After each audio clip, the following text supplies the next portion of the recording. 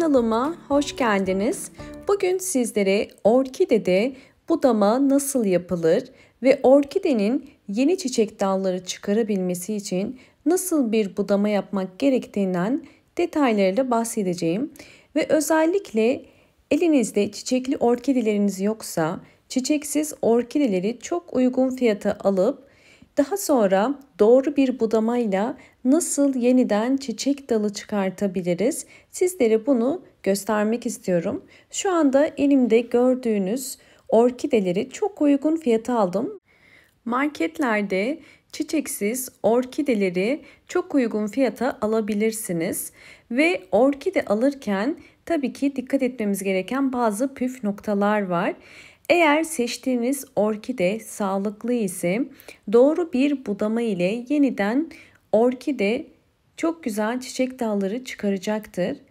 Hemen size orkide seçerken öncelikle dikkat ettiğim 3 önemli püf noktadan bahsetmek istiyorum. Bakın yapraklarını görüyorsunuz, çok canlı. Orkide seçerken yapraklarında herhangi bir hastalık olup olmadığına dikkat edin ve özellikle köklerine bakın. Kökleri sağlıklı ise bu orkide size kısa sürede yeni çiçek dalları çıkaracaktır muhakkak. Fakat kökleri çürük ise ve herhangi bir hastalık varsa almış olduğunuz orkidede yeni dallar ve yeni yapraklar çıkarması çok zordur. Üçüncü püf nokta ise orkide alırken herhangi bir mantar hastalığının ya da trips ya da unlu bit gibi hastalıkların olup olmadığını mutlaka kontrol edin. Eğer bu orkide kökler sağlıklı, yapraklar sağlıklı ve herhangi bir hastalık yoksa orkideleriniz kısa sürede yeni bir çiçek dalı çıkaracaktır ve gelişimini sağlayacaktır. Orkidenin hastalıklardan korunması için limonlu su hazırlıyorum. Sizler de bir su bardağı suya birkaç damla limonu damlatıp bir ıslak mendili içine batırarak yapraklarını dezenfekte edebilirsiniz. Limon sayesinde orkide yapraklarındaki böcekler ve hastalıklar da uzaklaşmış olacaktır. Yeni aldığınız orkideleri bu işlemi mutlaka yapın ve evdeki orkidelerinize de belirli aralıklarla böcek ve hastalıklardan korunması için bu şekilde yapraklarını silebilirsiniz. Orkidelerin yapraklarını ve dallarını limonlu su ile dezenfekte ettim. İkinci nokta ise orkidenin gövde kısmına mutlaka bir tatlı kaşığı kadar toz tarçın dökmenizi tavsiye ederim. Bunu yeni orkidelerinize ya da evdeki orkidelerinize yapabilirsiniz. Bu işlem orkidenin mantardan ve bazı hastalıklardan korunmasını sağlayacaktır. Fakat bu kısmı sulama esnasında ıslanmamasına dikkat edin. Böylelikle orkidelerimiz hastalıklardan korunacaktır ve şu anda yapacağım son aşamayı da sizlerle paylaşmak istiyorum. Orkidenizde bir böcek olup olmadığını öğrenmek için bir elma dilimi geceden koyup gündüz bu elma dilimlerinin üzerinde biriken böcekleri atabilirsiniz. Şimdi sizlere orkidede doğru budama nasıl yapılmalı bunu göstermek istiyorum. Özellikle çiçekleri solan orkide dallarının ucundan yeniden uzama ya da tomurcuk yoksa bekletmeden budama yapılması gerekiyor ki yeniden çiçek dalı versin. Budama yaparken dikkat etmemiz gereken yeşil boğumlara dokunmamak. Yeşil yani kabuklu boğumlardan tekrardan yeni çiçek dalı çıkacaktır.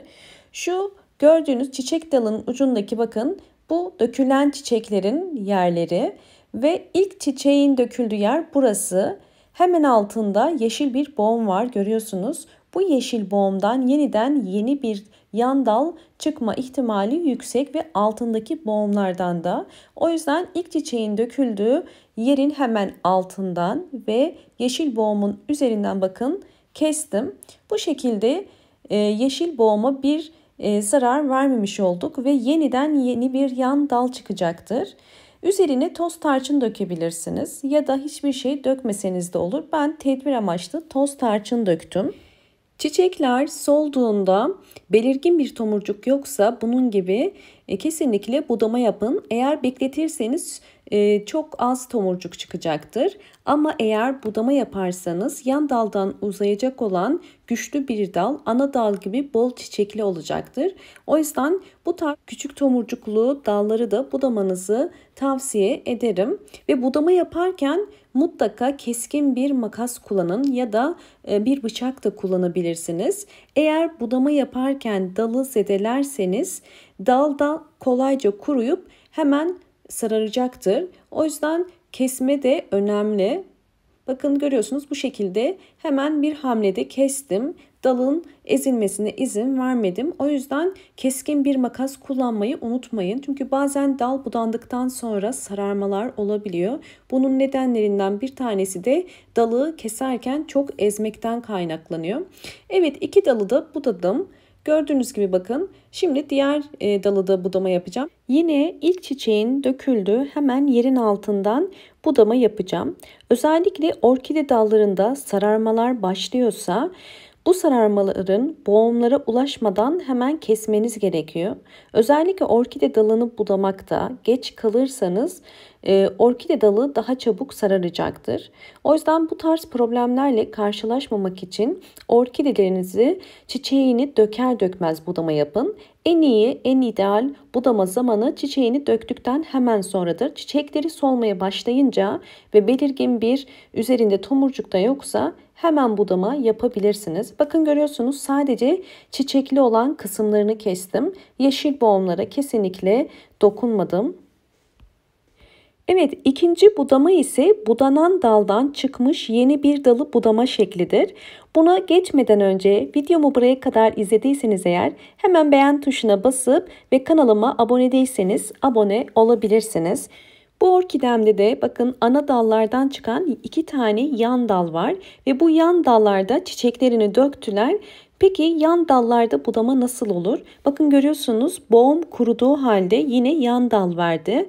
Ve bu yan dalı da ben budadım. Tekrar yeni bir yan dal verdi ve onu da budadım. Şimdi diğer yan dalı nasıl budayacağımızı göstermek istiyorum. Özellikle budanan daldan çıkmış bir yan dalı eğer dalın üzerinde kabuklu yeşil boğumlar varsa bakın bunun gibi eğer kabuklu yeşil boğumlar varsa kesinlikle onları kesmiyoruz. Yeşil boğumlardan hemen sonra bakın görüyorsunuz yine ilk çiçeğin döküldüğü şu yeri hemen koparıp göstermek istiyorum. Bakın ilk çiçek soldu, döküldüğü yer burası. Hemen bunun altından kesiyoruz. Böylelikle bu yeşil boğumlardan yeniden yeni yan dallar çıkacaktır. Yani bu işlem sürekli devam ediyor. Eğer dalınız çok zayıf değilse budayın mutlaka. Yani her bir yeşil boğumdan siz onları budadıkça böylelikle uzayacaktı. Ama eğer yeşil boğumlar olmasaydı ben direkt ana daldan budama yapacaktım. Evet, budanan dallardan görüyorsunuz yeni çiçek dalları çıkmaya devam ediyor. Umarım bu videom sizler için faydalı olmuştur. Videomun faydalı olduğunu düşünüyorsanız beğen tuşuna basıp ve kanalıma abone değilseniz abone olabilirsiniz. Yeni bildirimlerden haberdar olmak istiyorsanız sağ köşedeki zil sesini açık konuma getirmeyi unutmayın. Bol bol yorumlar yapabilirsiniz. Hoşça kalın, sağlıkla kalın.